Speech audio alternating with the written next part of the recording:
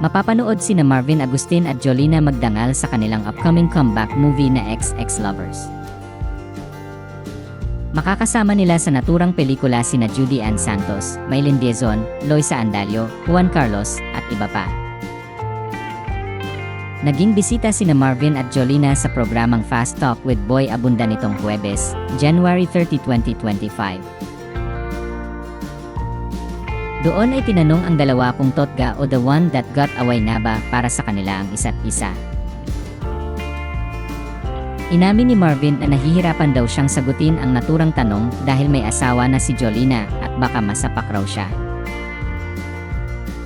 Dagdag pa niya, friendship ang gusto na lang niyang mangyari sa kanila dahil sa ganda ng pinagsamahan nilang dalawa. Para kay Jolina, nilagay niya sa konteksto ang the one bilang isang kaibigan na very special sa kanya. Anya, pwede bang ilagay natin doon sa the one, ibig sabihin yung kaibigan na very special? I think hindi, kasi hindi naman siya nawala. Nandyan pa rin siya para sa akin kapag kailangan ko ng kasama. Sinigunduhan naman ng aktor ang sagot ng aktres sa naturang tanong at nirelate din niya ang kanilang sitwasyon sa kanilang comeback movie na itinuturing nilang dream project. Ayon sa kanya, maninimbang lagi ang pagkakaibigan ng mga tao sa isa't isa at hinding-hindi yon mawawala.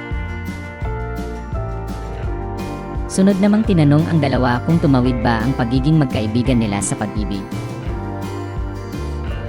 Sagot ni Marvin, para siyang nag-jaywalking lang, tumatawid. Naging roller coaster siya.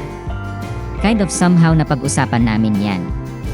And Tito Boy, medyo mas gusto na rin namin yung nangyaring ganun. Marami kasing naging talagang magjowa tapos ang tindi ng pinag-awayan. Hindi mo na mapagsama ulit. Kami, nire-recognize namin na blessing na rin yon kasi ngayon, gusto at kaya namin to work with each other.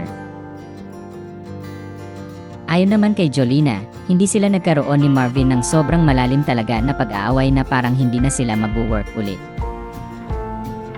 Sinabi rin ng aktres sa naturang panayam na she enjoys Marvin's company.